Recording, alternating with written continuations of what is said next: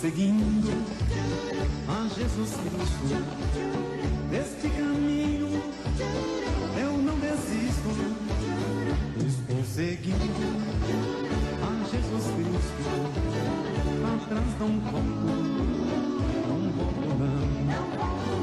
Atrás o mundo, Jesus à frente. Jesus é o guia onipotente. Atrás o mundo, Jesus à frente.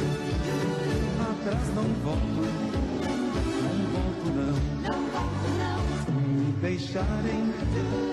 E para aquele que nunca nos deixará, vamos dar uma linda salva de palmas. Jesus de Nazaré, receba essas palmas que são lhe dadas com muito amor e com carinho. Queridos, em nome de Jesus Cristo, bem-vindos à lição número 11 do curso Fé, Vãs Repetições. Está faltando mais uma lição só para nós terminarmos o curso Fé compactado, que eu acredito que mudou a vida de muitos de vocês. Muita gente tem testemunhos para contar de bênçãos que depois que aprendeu a determinação, a tomar posse da bênção, a exigir em nome de Jesus a sair do mal, a vida mudou-se por completo e sempre mudará. Então, antes de nós entrarmos assim no curso Fé, nós temos uma das nossas canções que nós vamos cantar todo mundo aqui e quem nos assiste pelo país afora também. Louvemos a Deus em nome de Jesus. Quando entro em tua presença, abro o meu coração, sinto gozo e alegria invadir meu coração. É um som que vem do alto sobre mim pra operar sinais e maravilhas que Ele quer realizar. Quando entro em tua presença, abro o meu coração, sinto gozo e alegria invadir meu coração. É um som que vem do alto sobre mim pra operar sinais e maravilhas que Ele quer realizar. Ó Cristo,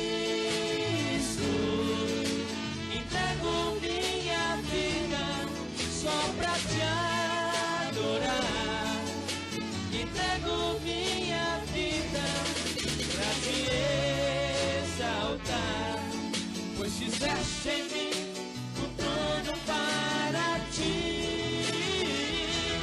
Ó Cristo, entrego minha vida só pra te adorar.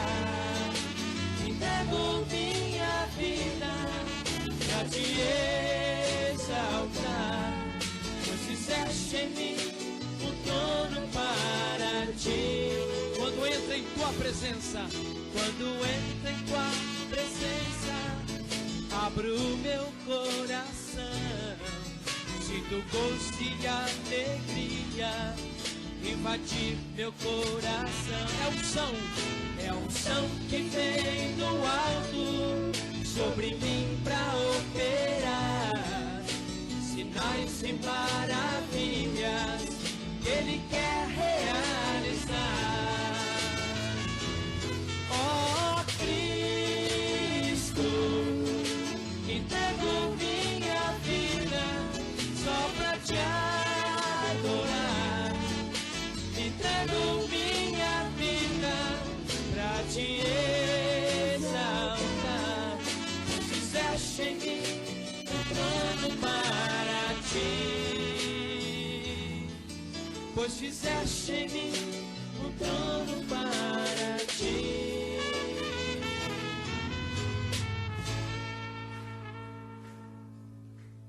Glória a Deus, podeis vos assentar em nome de Jesus. A lição número 11 tem como título Vãs Repetições.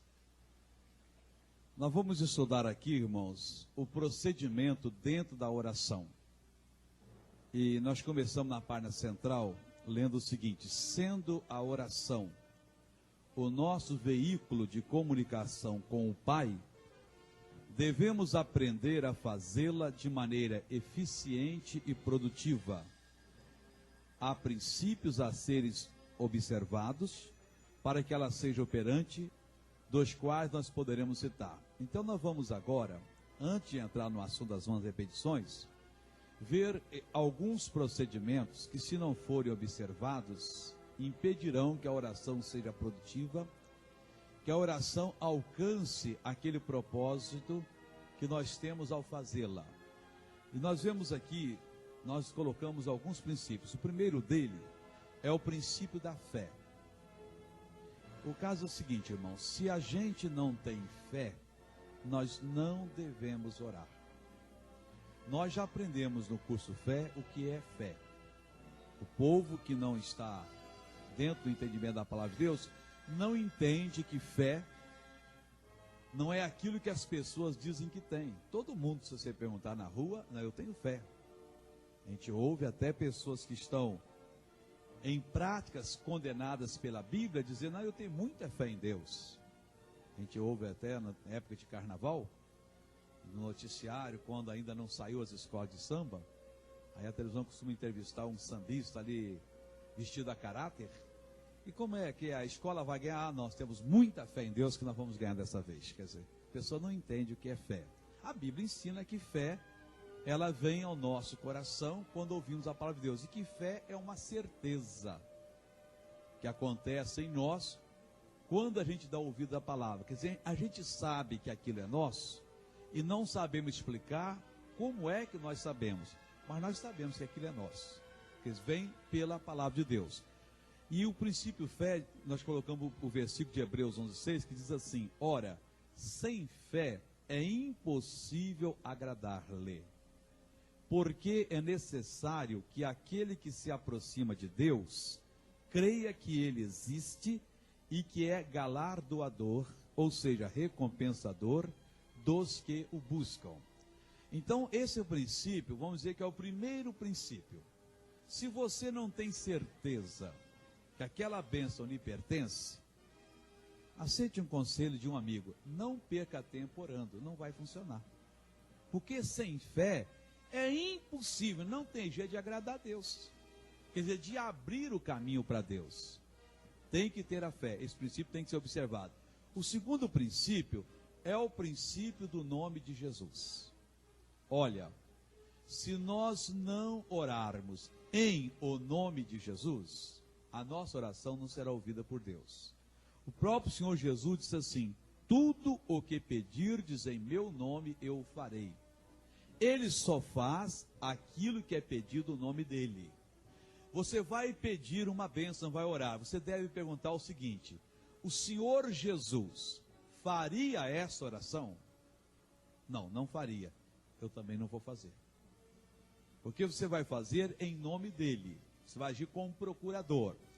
Suponhamos que você seja um advogado e eu tenho uma questão trabalhista.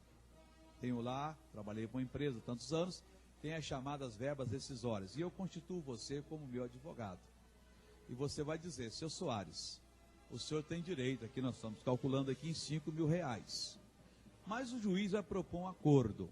Eu posso aceitar o acordo? Até metade, 40%, 50%. Se eu falar não, não adianta você falar que vai aceitar, ou qualquer outro acordo. Você tem que fazer aquilo que eu combinei com você. Aquilo que eu faria pessoalmente. Então a mesma coisa que tudo que você pedir em meu nome, se Jesus, sendo você, não pediria aquilo, não faria aquela oração, você também não deve fazer. Esse princípio funciona dessa maneira. Terceiro princípio, que é o mesmo versículo, continuando ele. O propósito. Então ele disse, tudo que pedis em meu nome ao Pai, em meu nome eu o farei, para que o Pai seja glorificado no Filho. O que você está pedindo vai trazer glória para Deus? Se não for trazer, pode esquecer que Jesus não vai lhe dar a bênção. Você não vai conseguir. Ele fará com esse propósito, para que o Pai seja glorificado no Filho. Por que você quer prosperar? É missionário, porque viver com escassez ou na miséria não é bom, não é o bastante.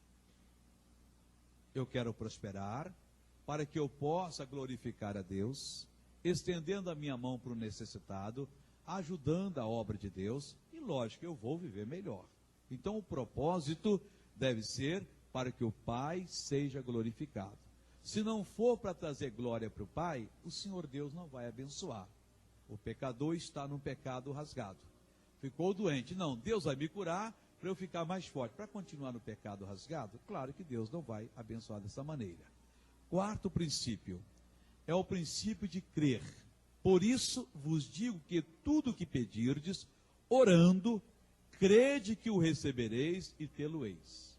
Queridos, entenda o seguinte, você pode ter fé, orar em nome de Jesus, o seu propósito pode ser o mais santo. Se você não crer, após ter dado a sua ordem, feito o seu pedido, que você já recebeu ou que receberá, pode esquecer que você não vai ter a bênção. Você tem que crer que aquilo ali vai se fazer, que você vai receber, ou que já recebeu, então você terá a bênção. Esse princípio é muito importante. O quinto é não duvidar. Tiago 1,6 diz assim: peça, porém, com fé, não duvidando, porque o que duvida é semelhante à onda do mar, que é levada pelo vento e lançada de uma para outra parte. Você tem que pedir com fé. Pedir nós já aprendemos na lição número 1 desse curso, que significa tomar posse da bênção, determinar, exigir.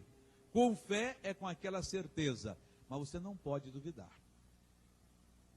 Porque se lá no fundo do seu coração você duvida, pode esquecer que você não vai ter. Lembra da segunda lição que nós estudamos no terceiro passo da segunda lição? A pessoa, ao mesmo tempo que ela está orando, determinando, pedindo, estabelecendo, reivindicando, ela tem uma sensação que não é dessa vez. Ela está duvidando. Resultado, ela não vai receber aquilo que está determinando. Vamos continuar agora, aqui na lição.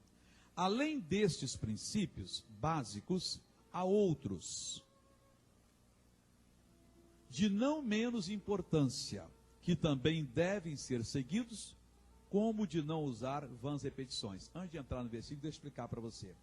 É claro que não existem só esses 5 princípios a serem observados. Eu citei alguns. Por exemplo, uma vida limpa, eu não citei aqui. Mas uma pessoa que não tem uma vida limpa diante de Deus, ela não será atendida.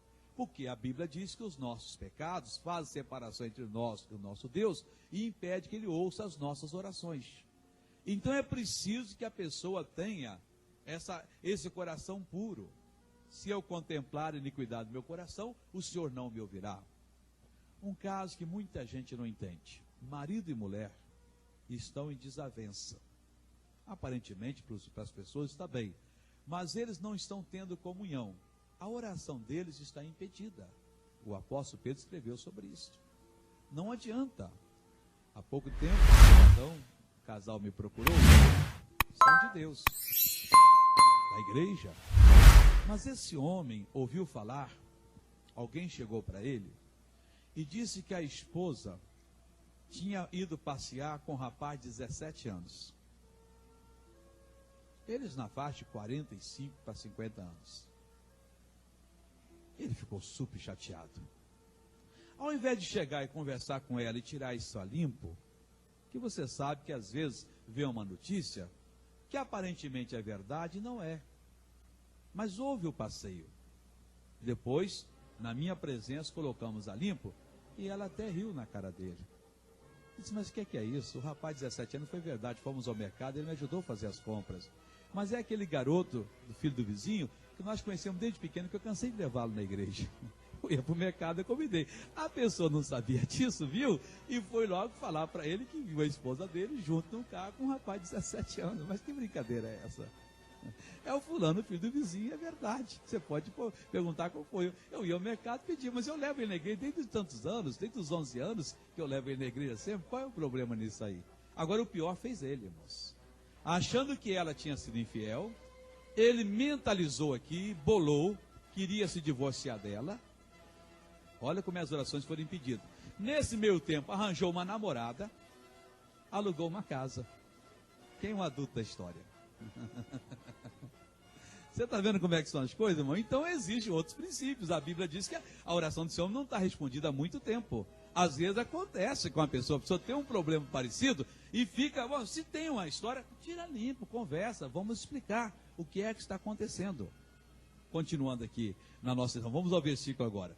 Jesus falando, e orando, não useis de vãs repetições como os gentios, que pensam que por muito falarem serão ouvidos. Não vos assemelheis, pois, a eles, porque o vosso Pai sabe o que é necessário antes de vós lhe pedirdes. Nós vamos comentar esse princípio aqui das vãs repetições, e vamos falar até das úteis, já que vãs são inúteis, falsas, inúteis, vamos falar das úteis repetições no final da lição. Então vamos deixar esse versículo um pouquinho de lado, porque ainda temos mais a comentar sobre aqui a nossa lição. Se não forem observados estes princípios, a oração será inútil e nós estaremos perdendo tempo em fazê-la. Bom, missionário, o senhor disse que existem outros princípios, que devem ser observados. Mas se eu não os conheço, eu posso estar pecando até por omissão. Não, por desconhecimento, o Senhor Deus não leva em conta. É algo que eu queria falar para você. Nós somos responsáveis por andar só na luz que nós temos. Eu não sei se eu já contei no curso Fé, mas se contei, eu conto 2 vezes. Uma coisa que aconteceu muitos anos atrás, que vai lhe mostrar que Deus não leva em conta o pecado de desconhecimento.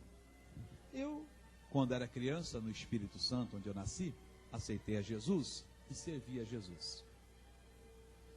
E eu era doido, gostava de comer um alimento que talvez muitos aqui nem conheçam, o chamado chouriço.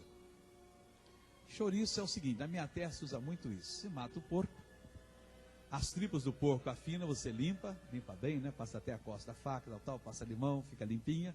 Aí você faz linguiça. Da tempra grossa, você pega o sangue, tempera, põe até um erva doce e faz um chouriço. Depois cozinha aquilo ali e já dá para comer. Mas fritando então fica fora do comum.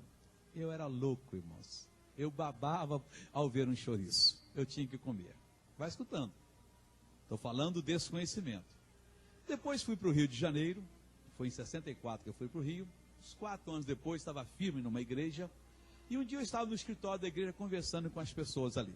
Conversa vai, conversa vem. A conversa da Bíblia passou para uma conversa culinária. Cada um tinha um prato especial.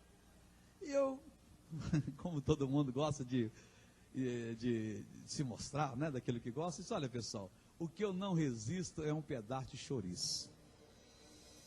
Aí teve aquela parada assim. A dona Jane, que era secretária do pastor, fez uma cara de noite. O quê? Você come sangue? Cuidado aí quem gosta de uma galinha ou molho pardo, um sarapatel, hein? Eu disse, dona Jane, não vem com esse fanatismo não, porque eu sou liberto em Cristo, não sei lá mais o que, tal. Mas que bom. Você confia na Bíblia, crê na Bíblia? Foi especialmente no Novo Testamento, porque o Velho Testamento era proibido para o judeu comer sangue. Eu já pulei lá para o Novo. O Novo tá bom.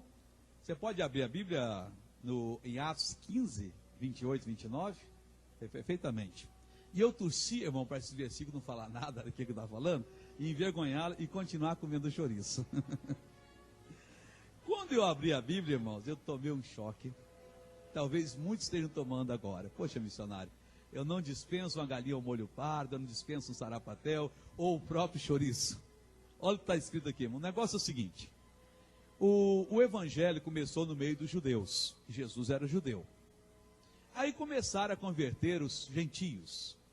E os judeus obrigavam os gentios a guardar o que eles guardavam da lei de Moisés, que guardam até hoje. Coitado do judeu, irmão, ele não pode comer aquele camarão tão gostoso. Também não pode comer carne de porco, uma porção de coisa. Tudo bem. Aí houve aquela controvérsia, os apóstolos então resolveram orar. Oraram, buscaram a Deus, veja que eles chegaram à conclusão. Na verdade, pareceu bem ao Espírito Santo e a nós. Quer dizer, uma coisa de Deus, foi um conselho que tiveram com Deus. Não vos impor mais encargo algum, senão essas coisas necessárias. Dona Jane parou e falou assim, o que disse aí, seu Soares? Eu disse, dona Jane, existe aqui algumas coisas necessárias que o Espírito Santo, mas os apóstolos acharam por bem recomendar. É que você vai ver que são 4 coisas. Leia, por favor, devagarinho. Eu disse assim, que vos abstenhais das coisas sacrificadas aos ídolos. Ela, pare, por favor. O que é isso? Foi bom, eu entendo que se uma coisa sacrificada a uma entidade, seja ela um ídolo da macumba, do catolicismo, ou um ídolo qualquer outro, nós não podemos comer. Falou bem. Sacrificado não se come. Leia mais outro e dá uma paradinha. Eu disse assim, aos ídolos e do sangue. Eu parei, irmãos. Senti o sangue correr para aqui, abaixei a cabeça e falei, Senhor Deus, o Senhor me perdoa diante dela, de quem mais estava ali. Eu nunca mais vou comer sangue. Estava aqui na Bíblia. Irmão. A partir desse momento, eu seria responsável se comesse o chouriço. O resto era um pecado de desconhecimento. Eu não sabia que isso não devia ser feito. Deus pede um respeito pela vida do animal. Cortou o pescocinho da galinha, deixa o sangue pela pia ou no quintal e ir embora. Matou o porco, quem vive de criar porcos, eu não vou ter esse prejuízo grande, mas tem que ter. É uma maldição se você não tiver. O sangue não pode ser comido. Não está falando da transfusão de sangue, que é um ato de amor, irmão. Jesus deu o sangue dele em nosso favor. Não é nada disso. Como o testemunho de Jeová prega, isso aí é estupidez. Agora, apesar de que com essa proliferação de doenças incuráveis aí, a pessoa tem até que prestar atenção se ela precisar de sangue, em quem ela vai tomar sangue. Quer dizer, tem que ser feito um exame rigoroso. Ela pode ficar pior do que estava antes se pegar sangue de alguém, mas não está dizendo isso aqui não. É o sangue comer. Então é proibido. Elas vão para as 4 coisas para você aprender tudo de uma vez, Soares. Terceira coisa que está escrito aqui. E da carne sufocada. Quando for matar a galinha, não torça mais o pescoço da galinha. E matando o boi ou o porco, também não mate com sufocamento. O animal foi dado para nós nos alimentarmos. Agora, Deus quer um respeito pela vida dele. Quarta coisa, das relações sexuais ilícitas. Dessas coisas fareis bem se vos guardardes, bem se vos há. Então, o que é relações sexuais ilícitas? Entre o casal, a natureza é permitida, é santo o contato. Se inverter posições, é pecaminoso. Não pode ser feito. Isso aqui é uma coisa santa. E é bom falar disso aqui, irmão, que pouca gente fala. Um dia desse, um casal cristão veio falar comigo e disse, pois é, missionário, eu até repreendi a minha esposa. Estava o casal junto. Nós estávamos lá nos preparando para o nosso encontro íntimo, uma pessoa bateu a porta, eu gritei que estávamos ocupados, e ela disse assim, pois é, na hora que nós íamos fazer essa coisa suja, apareceu alguém. E eu disse, não, isso é santo. Você está certo. Porque é santo, irmãos. O ajuntamento do marido e mulher é uma coisa santa diante de Deus. Digno de toda honra, diz a Bíblia Sagrada. É esse ajuntamento. E eu falo isso para evitar que algum cristão, querendo ser mais espiritual ou fanático, essa palavra, do que a Bíblia manda, ache que isso é pecaminoso, é uma coisa muito baixa. Depois há um problema no lar, porque um privou o outro daquilo que necessitava, e a pessoa vai se arrepender para muito tempo. Então, tudo bem. Vamos voltar à lição agora? Então, estamos explicando o que é o pecado de desconhecimento. Então, existem princípios. Ora, se você observar esses princípios na Bíblia e você os praticar, não vai ter impedimento à sua oração. Aqueles que você não conhece, não tem problema. Mas mais cedo ou mais tarde, Deus vai mostrar a você. Mostrou? Bom, a partir de hoje, eu mudo o meu procedimento. Continuando aqui agora. Por que Jesus sempre obtinha resposta? Não. Ainda falta mais coisa ali? Eu acho que... eu parei ali em cima, vamos passar ainda, falta um pedacinho ainda. É preciso que se aprenda a fazer aquilo que o Pai considera como oração. Entenda bem, irmãos. Não é aquilo que a religião ensina que é oração. Não é aquilo que nós achamos que é oração. Nós temos que fazer aquilo que Deus considera como oração, irmãos. Aquilo que Ele responde. Continuando. Ela deve ser algo que funcione, pois se não for para obter resultados positivos, não devemos orar. Entenda o seguinte, irmãos. Para que é que eu vou fazer uma oração a Deus, pedir uma bênção, se eu não espero que Deus vai me dar aquela bênção, irmãos? Se não for para obter resultados positivos, não perca o seu tempo, irmãos. Mas eu não tenho fé, então vai à Bíblia estudar, aprender, fazer uma pesquisa do que a Bíblia fala sobre aquele assunto. Aprendeu? Então faça a sua oração. Continuando. Por outro lado, se a oração funciona, vamos utilizar dela com mais assiduidade. Vamos entender o seguinte, a oração funciona, é uma bênção. nós vamos usar a oração. Agora, às vezes, irmão, a gente perde bênção por não observar o que é que nós estamos fazendo. Um dia desse, eu estava com uma pessoa cristã na rua, e nós vimos andando, e a pessoa tentou tirar uma casquinha da minha fé, pelo seguinte: ela saiu de onde nós estávamos, e começou a andar, e disse: missionário, eu estou com espinha aqui no dedo. Mas antes de falar isso, ela disse: ó, está amarrado em nome do Senhor Jesus, sai do meu pé, estou curado, tal, tal. Poxa, missionário, estou com espinha aqui que está me ajudando, está me dificultando andar. Disse: o problema está aí agora. Você acabou de usar o nome de Jesus, de invocar o poder de Deus, e está confessando o fracasso agora. Não, mas é verdade, mas você não orou? Você tem que crer agora. É aquele princípio de crer. O que é crer? É desconsiderar os sintomas e lutar contra as evidências. Eu acho que essa pessoa queria que eu me agachasse ali, colocasse a mão no pé dela, no meio de todo mundo na rua, e fizesse uma oração que a falta de fé dela anularia a minha fé também. Ele disse: olha, se você tomar uma posição agora, naquilo que você já fez, chegar na esquina, o seu pé está bom. E continuamos a dar. Passou a esquina, eu perguntei: e o seu pé? Ah, é? Não tem mais nada não. Está entendendo, irmão? A oração funciona, irmão. É contra uma coceirinha no meio dos dedos, é contra uma dor de cabeça, é com qualquer situação. Você tem o problema, ela funciona, use. Ah, mas 10 vezes por dia, 10.000 vezes for necessário, irmão. Tem problema? Jesus não disse que se uma pessoa pecar contra nós e vier a nós e pedir perdão, nós devemos perdoar? Quantas vezes? Num dia até 70 vezes 7, 490 vezes? Ele está dizendo que nós podemos até mais de 490 vezes entrar na presença de Deus. Porque se nós que nos irritamos, somos pessoas que não temos paciência, temos que ser pacientes e suportar afrontas até chegar a 490 vezes no dia, que é quase impossível, quanto mais o Senhor Deus. Há necessidade: pai, eu vou usar o teu poder, use, mas vou usar o teu poder, vou usar o teu poder. E vai usando e Deus vai abençoando. Então, por que Jesus obtinha resposta? Vamos entender aqui. Sabemos que o Senhor Jesus não operava aqui na terra como Deus. Ao vir ao nosso mundo, ele despiu-se da sua glória e se fez semelhante a nós, porém sem pecado. Versículo Filipenses 2,7 diz assim: mas aniquilou-se a si mesmo, tomando a forma de servo, fazendo-se semelhante aos homens. Vamos entender isso aqui, irmão. O Senhor Jesus, quando ele veio à terra, ele se aniquilou, se destruiu. Essa é a tradição de aniquilar-se. Destruiu. Ele se despiu da sua glória e tomou a forma de servo. Eu vejo nisso aí o grande amor que Jesus Cristo teve por nós. Então ele não veio como Deus, ele não agia aqui como Deus, irmãos. E o que nós vamos ver agora que ele fazia, são exemplos, lições que ele nos dá, para que nós façamos, para que nós tomemos posse daquilo que é nosso. Por exemplo,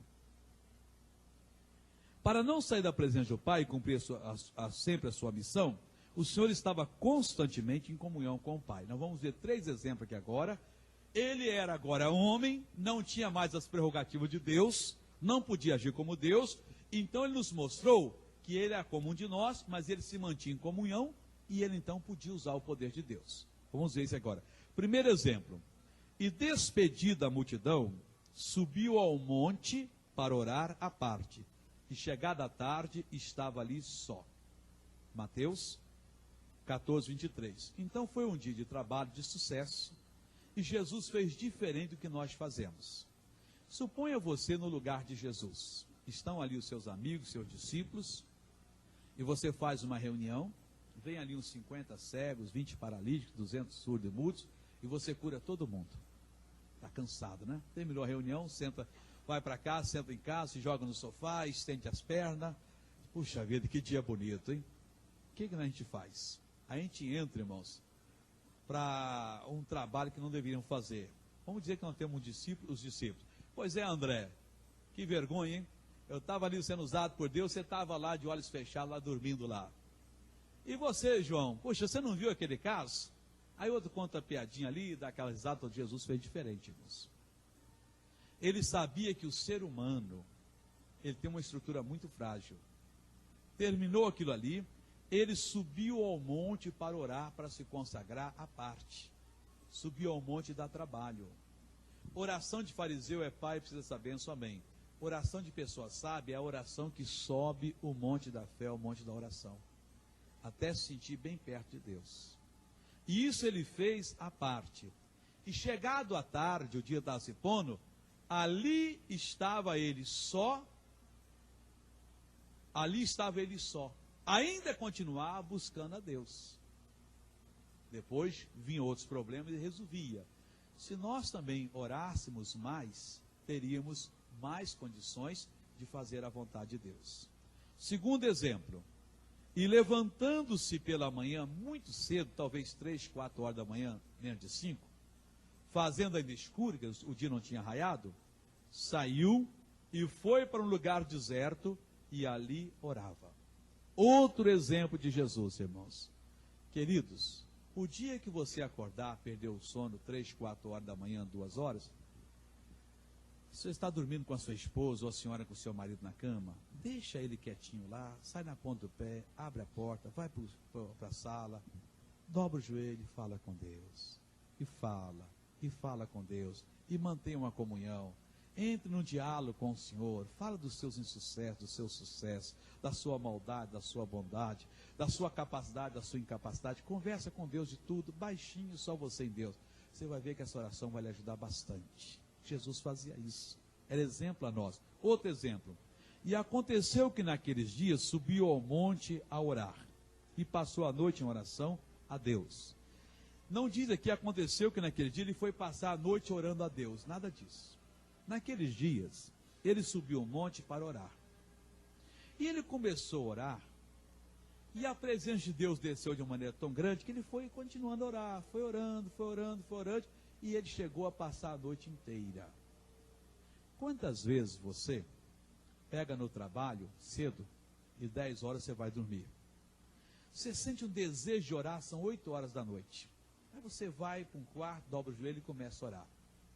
Aí Deus cai aquela presença em você, Deus envolve você, você começa a falar com Deus, você vai se alegrando, vai falando com Deus, está tão gostoso, de repente você se lembra e olha, e são 9 horas, daqui a pouquinho tem que dormir, aleluia, aleluia, glória a Deus, e tal, dá um pouquinho, pai, eu vou parar por aqui que eu tenho que dormir, tenho que trabalhar amanhã.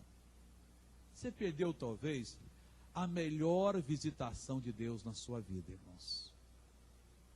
Deus está visitando, não importa o que você tenha a fazer, irmãos. Se você tivesse uma dor muito forte, o que você faria? Você correria para o hospital lotado. Você ficaria no corredor 3, 4, 5 horas esperando atendimento, gritando de dor. Às vezes viriam, lhe dariam uma injeção, 5 horas da manhã você ainda estaria lá orando. Mas é a hora que eu tenho que levantar. Aí eu não aguento, o patrão que tenha misericórdia. Amanhã eu vou trabalhar, hoje eu vou voltar para casa. Eu estou moído. Chego em casa, telefone ao patrão, eu não estou aguentando. Passei a noite no hospital, me perdoa, outra pessoa no meu lugar, amanhã eu vou, estou com um atestado que me deram até 3 dias, o médico me deu 3 dias. Ora, não seria muito melhor você até perder o emprego ou ir para o trabalho todo arrasado, como muitas pessoas vão passar a noite sem dormir e trabalham até sem produzir muito, mas passar a noite por algum problema. Agora, se você passar a noite na presença de Deus, Jesus subiu para orar, estava gostoso, ele foi empurrando ali, que naqueles dias subiu ao monte orar e passou a noite em oração. Ele não marcou, olha, eu vou passar a noite em oração, não, ele foi orar, queria orar, mas a presença de Deus foi tão grande, não desperdiçou. É nessas horas que Deus muda a nossa vida. Não, mas eu tenho um compromisso. Adia o compromisso, irmão.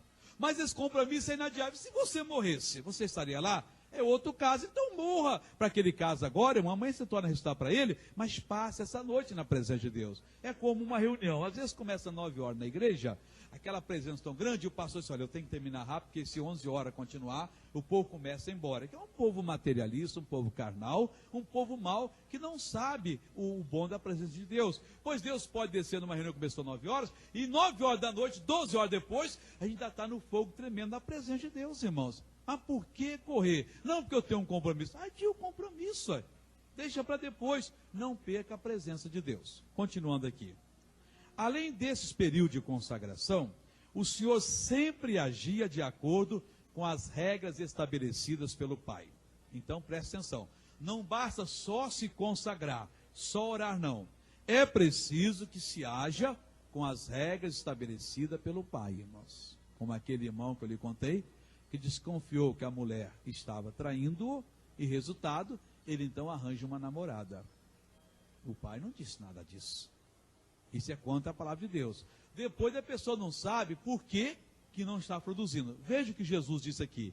Porque eu não tenho falado de mim mesmo, mas o Pai que me enviou, ele me deu mandamentos sobre o que hei de dizer e sobre o que hei de falar. Os mandamentos estão aqui para nós também, irmão. O Pai nos deu. Nós temos que falar de acordo com a palavra do Pai. Amém, Jesus? Fazer, agir. Por exemplo, o Senhor Deus diz, a ninguém devais coisa alguma. Não vamos dever, irmãos. Ele falou para não dever, não vamos dever. Não, missionário, mas é que eu estava morando mal, então eu tive que comprar um apartamento. E era financiado. Mas Deus não disse para dever a ninguém. Fala com Deus. Deus, eu não estou morando bem, eu estou obedecendo a tua palavra, não estou tendo sabedoria. Me abre os olhos que eu tenho que buscar aquilo que é meu, porque eu tenho que ter a minha casa. E eu reivindico essa casa em nome de Jesus. O problema é que às vezes a pessoa nunca fala isso com Deus. Surge uma oportunidade, a consultora põe lá 96 meses para pagar, sem entrada, a pessoa vai e entra.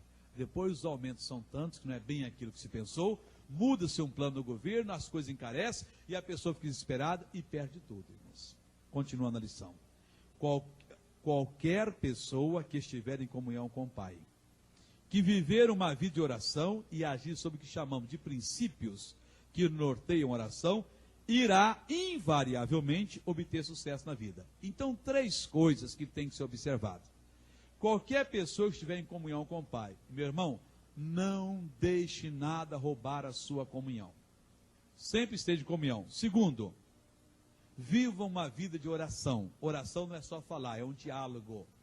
É comunhão com o Pai mesmo, buscando entender de Deus. Terceiro, haja sobre esses princípios que norteiam a oração. Todos eles, aqueles que Deus for revelando a você. Aí, sem sombra de dúvida, você terá sucesso na vida. Agora vamos ver o caso das vãs repetições. O que são as vãs repetições? Os gentios, aqueles que não nasceram de novo, tentam por todos os meios alcançar algo de Deus. Na verdade, a maioria deles nem está interessada em saber qual é a fonte que vai lhes dar o que pedem, não se importando com o preço que terão de pagar. Se a fonte não for o Senhor, que não cobra nada de ninguém. Dá uma paradinha aí. Isso aqui, irmão, acontece às vezes com cristãos, praticantes da palavra. Os gentios, então, são mestres disso. Às vezes, vamos dizer que você tem o seu pai, a sua mãe, que está com uma doença incurável. Você é de Jesus. Você é da Igreja da Graça. Tudo bem. Você tem um amigo lá no trabalho, um vizinho, que é feiticeiro. E ele chega e diz, olha, eu respeito a sua religião, mas com a maior boa vontade, maior educação. Eu sei que você não gosta da minha, talvez você esteja até certo, mas o seu pai está nas últimas, sua mãe. Você não precisa ir lá no terreiro, não. Tudo que eu preciso é que você permita que eu faça um trabalho para o seu pai e sua mãe. Me dê um retrato, uma peça de roupa, um objeto, tudo bem. Eu vou fazer e se funcionar, nós vamos ter o velho, a velha aqui mais um tempo. Irmãos, não é pequeno o número de pessoas.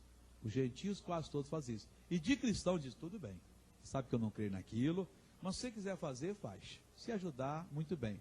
Não, irmãos. O quê? Você vai pedir ao diabo para curar o meu pai e minha mãe? Senão ele vai morrer. Então ele vai morrer. Mas vai morrer com Deus. Porque eu não quero nada do diabo, não. Porque o preço, irmão, é muito caro. Primeiro que você vai fazer a maior das afrontas a Deus. Você vai fazer Deus ficar decepcionado com você. E se tem alguém que nunca pode decepcionar-se com você, é o Senhor Deus, irmãos. Segundo, o diabo, se ele fizer um milagre, que ele é mau, ele vai cobrar com juro e correção monetária. Era uma verruga. Que apareceu um curandeiro aí, que por a distância tirava a verruga, aquele sinal aqui. Tirou aquele sinal, prepare-se para receber um caroço, um tumor grande depois. Tirou aquela úlcera, prepare-se para o câncer depois. Ele cobra com juros e correções monetárias, irmãos. Não, a fonte é muito importante. Deus, me oferecer, eu não quero por causa da tua palavra, e eu não aceito em nome de Jesus. Continuando agora. É costume deles, dos gentios, fazer repetidas orações acompanhadas de promessas ao Senhor, para que este lhes dê o que por direito pertence aos que fazem a sua vontade. Irmãos, Ninguém precisa oferecer nada a Deus, irmãos. Eu sei, irmão, que se eu fosse um pouquinho sem escrúpulo, um pouco só, eu poderia dobrar a receita da Igreja da Graça. E nós precisamos de aumentar a receita. Nós temos tantos programas de televisão e temos que cumprir os compromissos que são pesadíssimos. Se eu quisesse e fizesse o seguinte, eu seria do diabo, mas eu poderia fazer, que é uma coisa que muita gente usa. Diria a todos vocês, olha, se você precisa de uma bênção, faça uma promessa a Deus, faça um voto. Aí todo mundo faria. Você está com um casamento destruído, não quer. Deus, se o meu casamento se reerguer, eu prometo dar R$1.000 para a tua igreja. O outro quer sair da falência. Senhor, se eu conseguir sair da falência, eu dou R$10.000. Dou 50. Dou 200 mil. Tem pessoa que quer acabar de fazer isso. O outro tem uma bênção menor, eu dou R$500, 200. Irmãos, existe uma coisa que a ciência já descobriu, chamada a lei da probabilidade. O que é a lei da probabilidade? Os falsos profetas, no final do ano, usam fazer muito isso. Os jornais, revistas, televisão, usam e abusam disso. Eles fazem o seguinte, eles pegam 10 coisas que são possíveis de acontecer no ano que vem. Que 10 coisas são possíveis? Bom, vai ter um grande desastre aéreo. Vai ter um ato terrorista que vai sacudir o mundo. De vez em quando a gente tem esses atos terroristas. Vai ter uma inundação no nosso país que vão morrer centenas de pessoas. Quase todo ano a gente tem esse tipo de inundação. E não sei lá mais o que. Daquelas 10 coisas, 5 provavelmente acontecerão. E quando acontece uma só, eles pegam e dizem, está vendo? Olha aqui, ó. Eu não falei? Cumpriu-se. Mas no tempo da Bíblia, se o profeta de Deus profetizasse 100 coisas, e uma só não acontecesse, ele era apedrejado como falso profeta. Onde o senhor quer chegar? Então eu digo, faça um voto. Você vem, missionário, o que eu faço? Faça um voto. Missionário, faça um voto, faça um voto. Você faria e algumas coisas naturalmente aconteceriam. E você é uma pessoa fiel? Não, eu tenho que cumprir. Venderia a casa e daria R$10.000. Que não, porque Deus me deu, o meu casamento foi erguido. Eu consegui um emprego, eu fiz. Deus não está pedindo promessa de ninguém, irmãos. Ao contrário, quem faz promessas e não cumpre, Deus chega a chamar de tolo. Quer saber onde Deus fala isso? Eclesiastes capítulo 5, versículo 4 e 5. É depois dos Salmos, Eclesiastes. Salmos, Provérbios, Eclesiastes na Bíblia. Para você nunca mais entrar pelo cano. Eclesiastes capítulo 5, capítulo 4, versículo 4 e 5.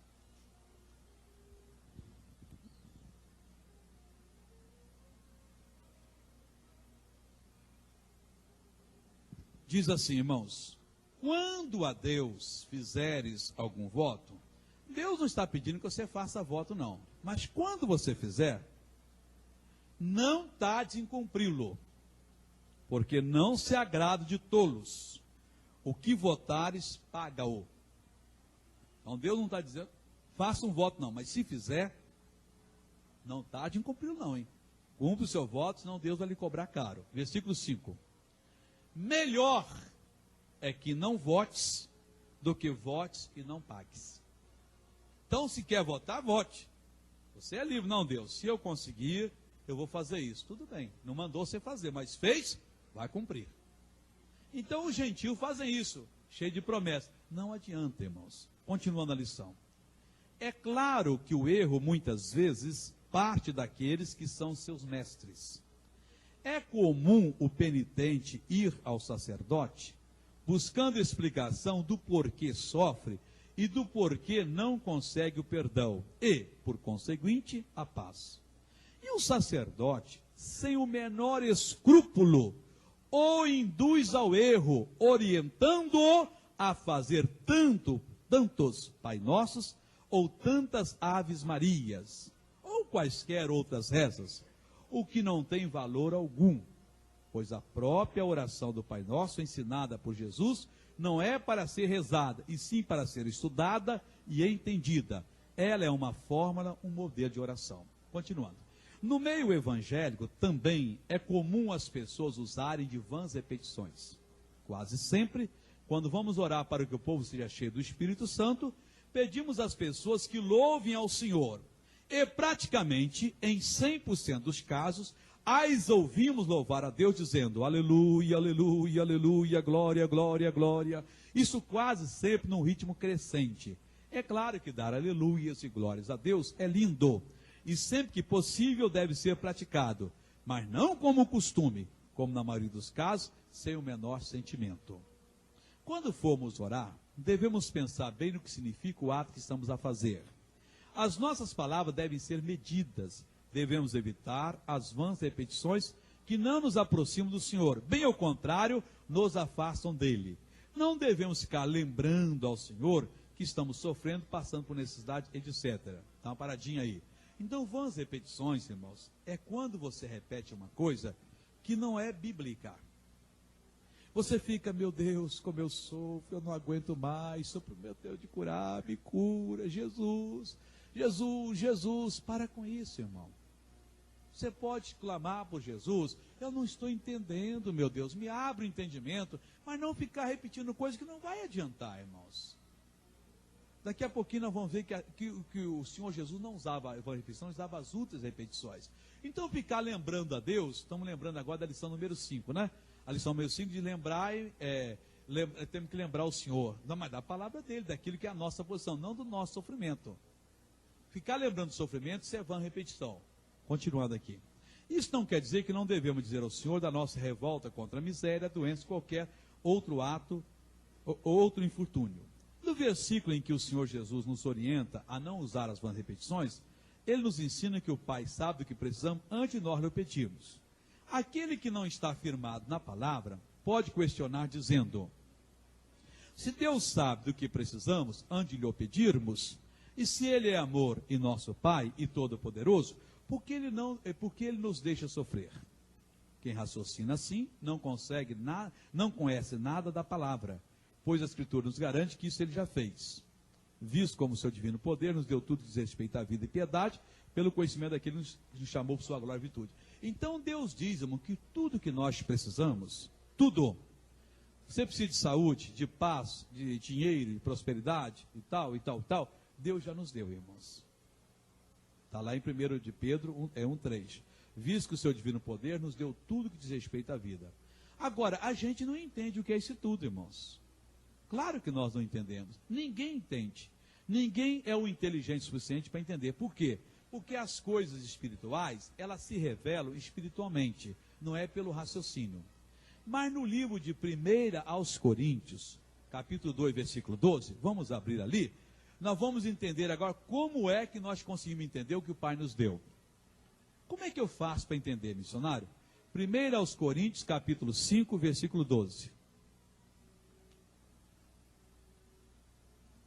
Tem a Bíblia? Abra consigo aí. 1 aos Coríntios é lá no Novo Testamento, lá no finalzinho, né? Depois de Mateus, Marcos, Lucas, João, Atos, Romanos, 1 aos Coríntios. Diz assim, irmão: mas nós não recebemos o Espírito do mundo, mas o Espírito que provém de Deus. Por que que Deus nos deu o Espírito Santo, o Espírito que provém dele? Há uma explicação, irmãos. Veja aqui, irmão, a razão da gente ser cheio do Espírito Santo. Não é para falar em língua, não. Para quê? Então, para que pudéssemos conhecer o que nos é dado gratuitamente por Deus. Queridos, está vendo que uma coisa amarra a outra. O Senhor Deus, se Ele é amor, porque Ele me deixa sofrer. Claro que Ele não deixa você sofrer, Ele já deu tudo. Agora, o que é que Ele deu? Como é que eu entendo? Quando você tiver o Espírito Santo. O Espírito Santo na sua vida lhe fará entender o que lhe foi dado. Lhe ensinará a tomar posse da bênção. Vamos continuar então com a nossa lição aqui. Agora, úteis repetições. Já vimos as vãs, vamos ver as úteis agora. Estamos quase terminando a nossa lição. Se existem as vãs, as inúteis repetições, é porque existem as úteis. E elas podem ser feitas, é correto ficar fazendo as úteis repetições, repetindo-as? Claro que sim. Quando? Principalmente no nosso combate com o maligno. Tiago 4,7 diz: resisti ao diabo e ele fugirá de vós. O que é resistir? É ficar curtindo o sofrimento, calado, para mostrar que temos capacidade de aceitar a vontade de Deus? Não. Isso, além de estupidez, é desconhecimento total da nossa posição em Cristo e do que nos compete fazer, além do que a vontade do Senhor para a nossa vida será sempre o melhor.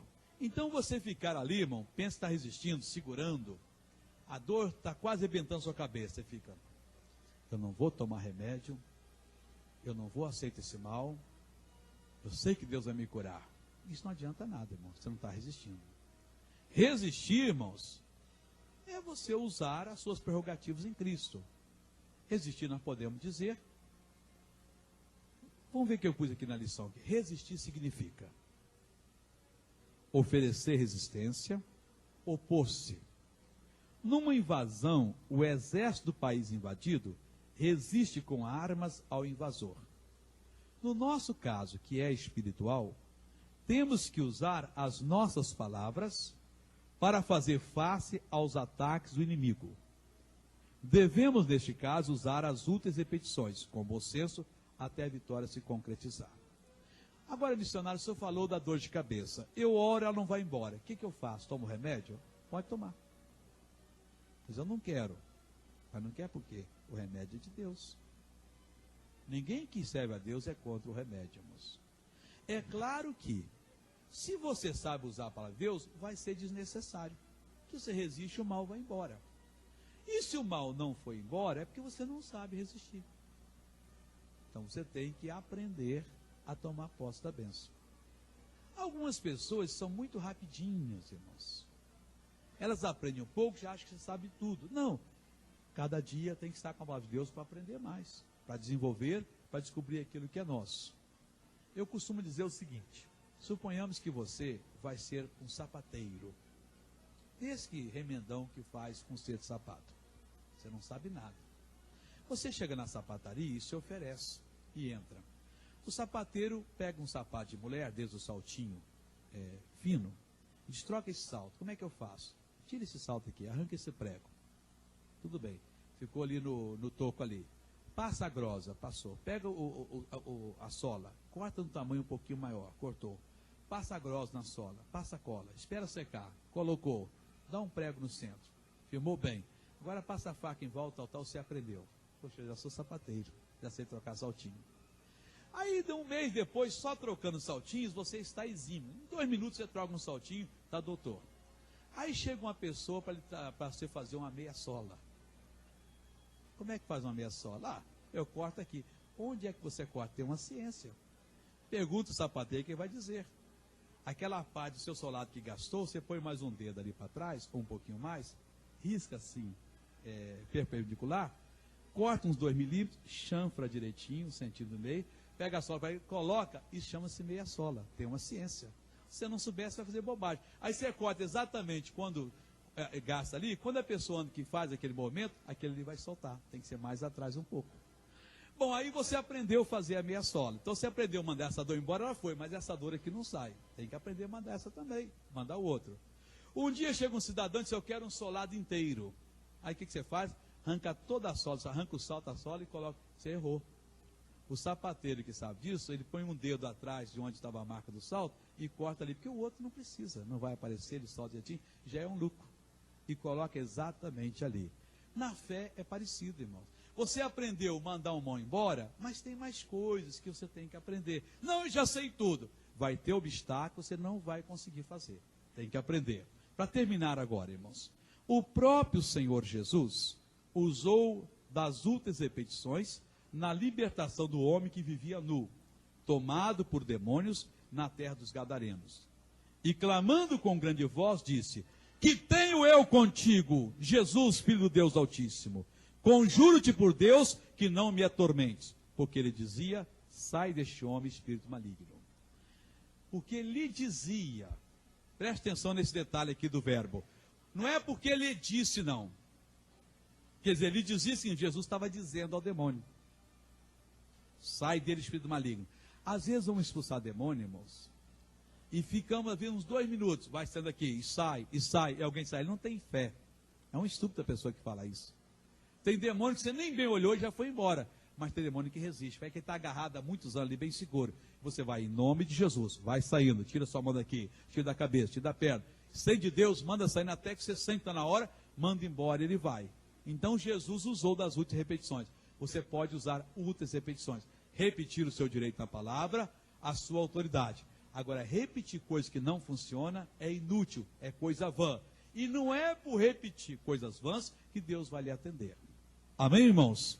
Então, chegamos ao final da lição número 11, só falta a lição número 12 para terminar o curso Fé Compacto. Vamos nos colocar de pé agora e vamos fazer uma oração poderosa em nome do Senhor Jesus de Nazaré. Feche os seus olhos. Ligue o seu pensamento em Deus. Oh, Deus tem uma